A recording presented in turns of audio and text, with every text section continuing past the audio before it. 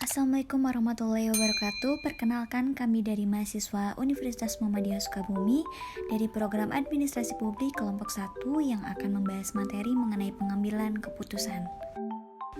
Materi pertama akan disampaikan oleh Alivia Aditya Rahman. Materi kedua akan disampaikan oleh Mesyahida Nur Asriansyah. Materi ketiga akan disampaikan oleh Eis Puspitasari. Materi keempat akan disampaikan oleh Dilan Novita Rizky. Materi kelima akan disampaikan oleh Robi Fariduddin. Dan yang terakhir yaitu ada Uta Dwi Katulistiwa. Saya Mesyahida Nur Asriansyah akan menjelaskan mengenai teori keputusan. Teori keputusan merupakan pendekatan analitik untuk memilih alternatif terbaik atau cara terbaik untuk bertindak. Ada 4 teori keputusan. Yang pertama, pengambilan keputusan di bawah kondisi kepastian. Yang kedua, pengambilan keputusan di bawah resiko. Yang ketiga, pengambilan keputusan di bawah ketidakpastian. Dan yang keempat adalah pengambilan keputusan dengan hierarki. Pengambilan keputusan menurut Sondang P. Siagian merupakan pendekatan sistematis terhadap hakikat suatu permasalahan dengan pengumpulan fakta-fakta dan data, penentuan yang matang dari alternatif yang dihadapi, dan pengambilan tindakan yang menurut perhitungan merupakan suatu tindakan yang paling tepat. Menurut George R. Terry, dasar pengambilan keputusan dapat digolongkan menjadi 5. Yang pertama, intuisi, yaitu memiliki sifat subjektif sehingga mudah terkena pengaruh. Kedua, pengalaman, memiliki manfaat bagi pengetahuan praktis karena pengalaman dapat memperkirakan keadaan sesuatu. Yang ketiga, fakta, dapat memberikan keputusan yang sehat, solid, dan baik. Yang keempat, wewenang, biasanya dilakukan oleh pimpinan terhadap bawahannya atau orang yang lebih tinggi kedudukannya. Yang kelima, rasional, keputusan yang dihasilkan bersifat objektif, logis, lebih transparan, konsisten untuk memaksimumkan hasil atau nilai dalam batas kendala tertentu, sehingga dapat dikatakan mendekati kebenaran atau sesuai dengan apa yang diinginkan. Selanjutnya, terdapat komponen pengambilan keputusan.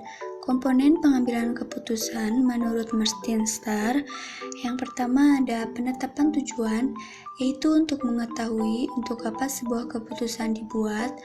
Lalu yang kedua, identifikasi alternatif, menetapkan alternatif-alternatif yang mendasari tujuan tersebut.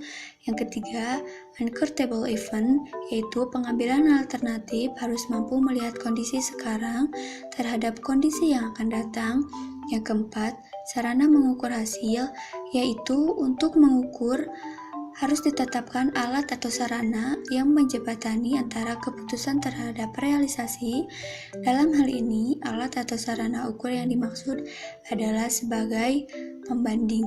Lalu kemudian terdapat faktor-faktor pengambilan keputusan, yaitu yang pertama situasi dan kondisi, yang kedua posisi atau kedudukan, yang ketiga masalah, yang keempat tujuan.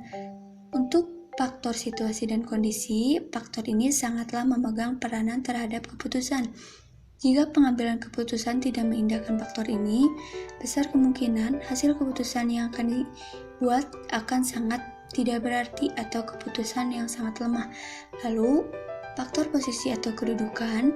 Posisi atau kedudukan ini dapat membuat berbagai keputusan mutlak yang tidak mengenal kaidah keputusan benar ataupun salah.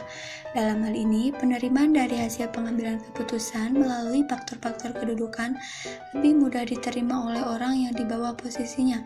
Contoh, pengambilan keputusan oleh seorang pemimpin. Lalu yang ketiga, faktor masalah. Biasanya masalah dijadikan rujukan dalam menyelesaikan permasalahan atau antisipasi keakuratan kualitas keputusan yang dibuat. Dengan harapan, keputusan yang dibuat mampu melihat masalah yang akan muncul atau dampak masalah yang timbul, bahkan masalah yang sekaligus dapat diselesaikan. Lalu yang terakhir ada faktor tujuan. Faktor tujuan sangat jelas menjadi sarana pokok, karena hasil keputusan yang tidak didasari tujuan adalah gamblang, karena keputusan tidak memiliki arah sasaran yang akan dituju. Kemudian, terdapat jenis-jenis pengambilan keputusan, yaitu Yang pertama, keputusan terprogram. Itu keputusan terprogram merupakan keputusan yang diambil berdasarkan kebiasaan, peraturan, atau prosedur tertentu. Contoh keputusan terprogram adalah pekerjaan yang dilaksanakan sesuai dengan rancangan SOP atau standar operasi.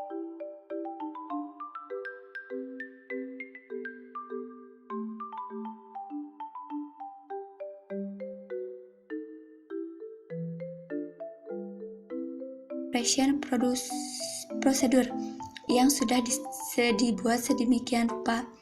Lalu yang kedua, keputusan tidak terprogram. Keputusan ini merupakan keputusan yang diambil dalam pemecahan masalah yang sama sekali tidak pernah terjadi dan sukar mengenali bentuk, hakikat, serta dampaknya.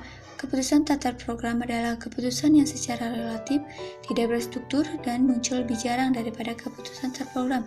Contohnya yaitu penyelesaian kasus unjuk rasa. Lalu, terdapat tujuan dan asumsi pengambilan keputusan. Tujuan terwujudnya perspektif pengambilan keputusan adalah untuk mendukung pembangunan sebuah kondisi yang mampu memaksimumkan harapan. Jika kejadian yang diharapkan belum atau tidak terwujud, maka muncullah masalah atau resiko.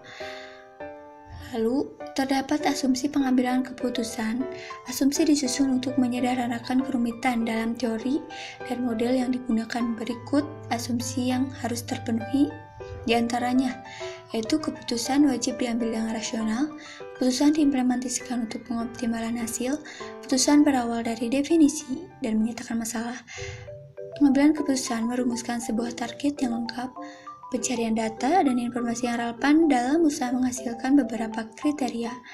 Kriteria yang dirumuskan dipergunakan dalam melahirkan beberapa solusi alternatif, menimbang kecocokan setiap kriteria bersama setiap solusi alternatif, scoring untuk setiap alternatif solusi, memilih solusi alternatif dengan skor terbesar, lalu yang terakhir, keputusan dihasilkan melalui mekanisme yang sistematis. Materi selanjutnya akan dijelaskan oleh saya sendiri, yaitu langkah pengambilan keputusan. Yang pertama itu ada tujuan dan sasaran yang diperlukan untuk mengukur keefektivitasan organisasi.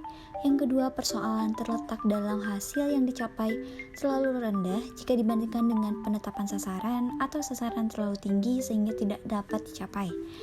Yang ketiga yaitu artinya menyusun beberapa pemecahan yang mungkin, kemudian dipilih pemecahan paling baik. Jika dalam organisasi pemecahan ini biasanya dinamakan pengembangan organisasi tesis. Yang keempat yaitu ada pemimpin berkewajiban memilih salah satu alternatif yang paling besar keuntungannya dan paling kecil kerugiannya. Yang kelima yaitu ada alternatif yang dipilih harus dapat memecahkan persoalan dengan cara yang paling menguntungkan. Alternatif yang dipilih harus dapat dilaksanakan secara efektif. Dan yang terakhir yaitu ada seorang pengambil keputusan atau decision maker harus melaksanakan alternatif yang sudah dipilih secara efektif agar sasaran dapat tercapai. Selanjutnya yaitu ada langkah pengambilan keputusan menurut Simon pada tahun 1960. Yang pertama yaitu ada intelligence. Tahap ini merupakan proses penelusuran dan pendeteksian dari lingkup masalah serta proses pengenalan masalah data, masukan diperoleh, diproses, dan diuji dalam rangka mengidentifikasi masalah. Yang kedua ada choice. Tahap ini merupakan proses pemilihan di berbagai alternatif yang mungkin dijalankan. Ini meliputi pencarian evaluasi dan rekomendasi solusi yang sesuai untuk model yang telah dibuat. Yang ketiga yaitu ada desain. Tahap ini merupakan proses menemukan serta mengembangkan alternatif yang meliputi proses menemukan solusi, mengerti masalah, dan menguji kelayakan solusi. Yang terakhir yaitu ada implementation. Tahap ini adalah tahap pelaksanaan dan keputusan yang telah diambil. Untuk tahap ini, serangkaian tindakan yang terencana perlu disusun agar keputusan yang telah diambil dapat dipantau serta dapat disesuaikan apabila harus ada perbaikan. Selanjutnya yaitu ada teknik pengambilan keputusan kreatif. Brainstorming dikembangkan oleh Alex F. Osborne. Teknik ini berusaha untuk menggali dan mendapatkan kreativitas maksimum dari kelompok dengan memberikan kesempatan kepada para anggota untuk melontarkan ide-idenya. Yang kedua yaitu ada teknik partisipasif, berarti ada keterlibatan antara kelompok dan individu dalam proses pengambilan keputusan yang bersifat formal maupun informal, serta menyangkut keterlibatan pengetahuan dan emosional. Yang ketiga yaitu ada teknik modern. Teknik ini menawarkan bantuan kepada para manajemen dalam menghadapi tantangan yang memerlukan tipe keputusan ini. Dan yang terakhir yaitu ada teknik DLP, yang ini dianggap sebagai teknik pengambilan keputusan yang masuk pada wilayah tesis bounded rationality atau kondisi pengambilan pada saat konflik. Pengambilan keputusan yang efektif dapat dinilai seberapa besar keputusan tersebut memberikan keberhasilan dari yang diharapkan sesuai tujuan.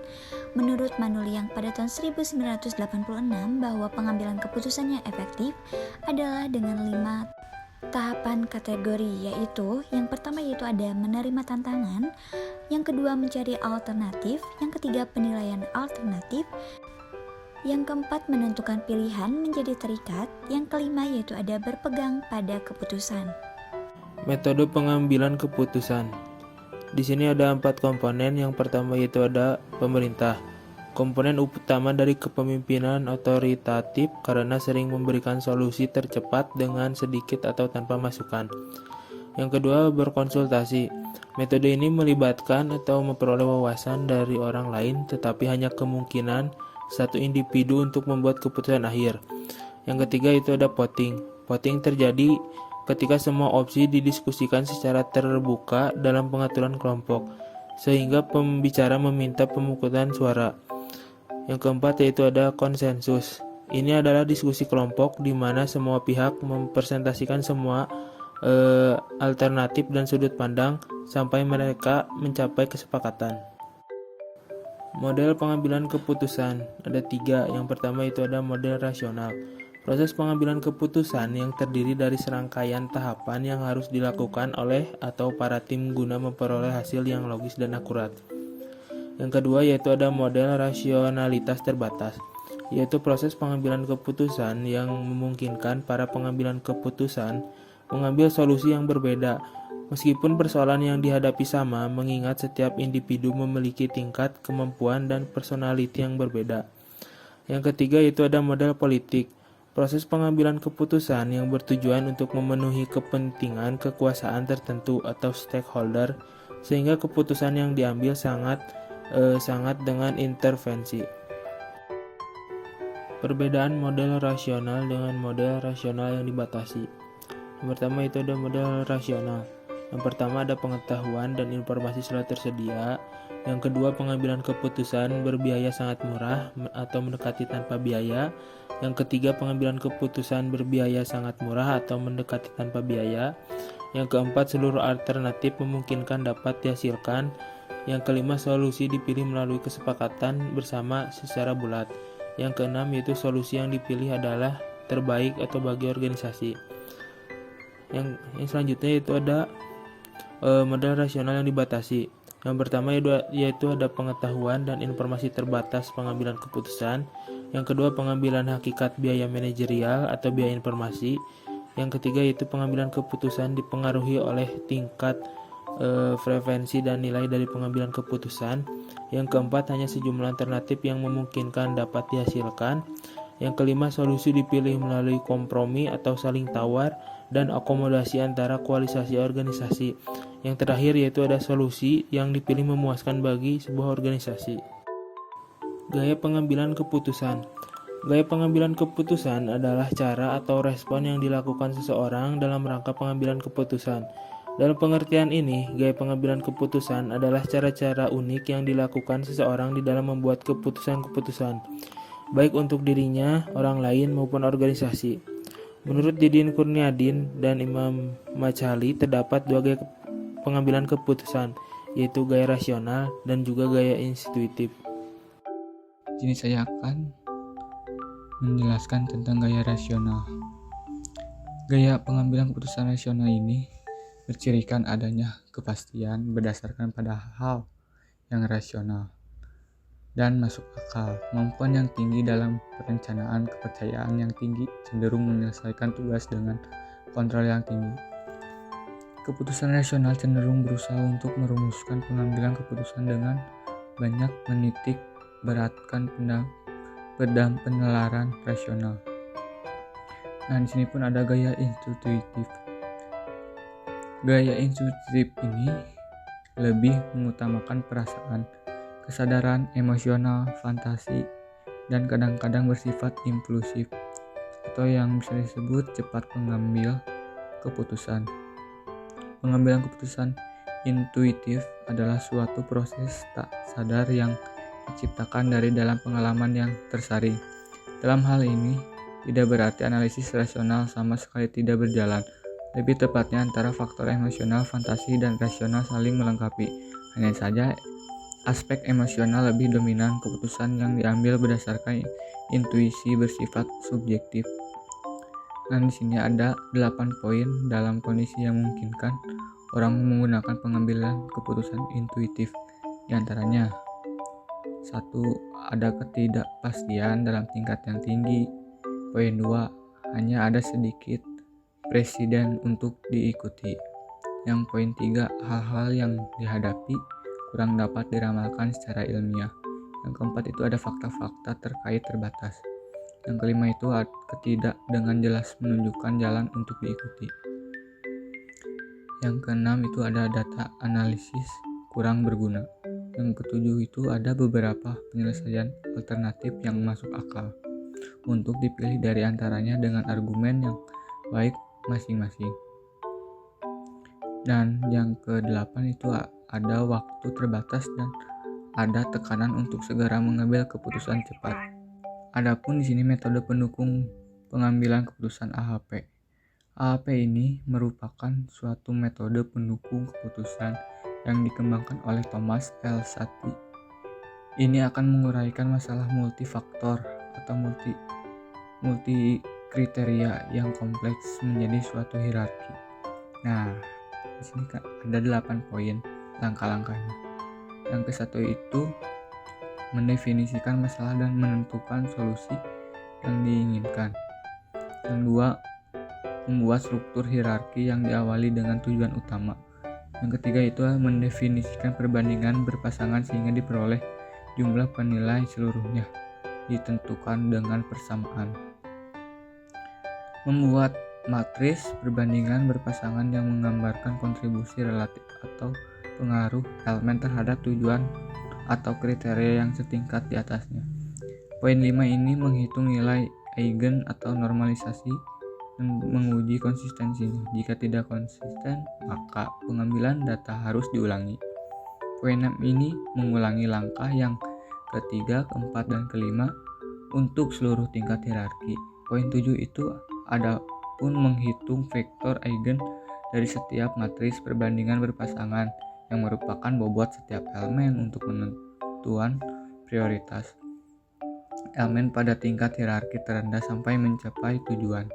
Poin 8 ini yang terakhir memeriksa konsistensi hierarki. Adapun sini perubahan pengambilan keputusan. Dampak perubahan keputusan itu instrument change merupakan dampak perubahan keputusan yang dapat diperkiraan atau ditaksir beberapa presentasi perubahan yang akan menjadi depannya, tentu berdasarkan data-data yang terjadi di masa lalu. Dan selanjutnya ada kesimpulan. Keputusan merupakan suatu pemecah masalah sebagai suatu hukum situasi yang dilakukan melalui pemilihan satu alternatif dari beberapa alternatif. Dan berdasarkan keseimbangan perspektif itulah, maka lahir model dan teori pengambilan keputusan yang berarti suatu proses pemilihan alternatif terbaik dari beberapa alternatif secara sistematis untuk ditindaklanjuti atau digunakan sebagai cara pemecahan masalah. Pengambilan keputusan ini biasanya dilakukan oleh sebuah organisasi maupun perorangan dengan metode yang digunakan yaitu memerintah, berkonsultasi, voting, dan juga konsensus.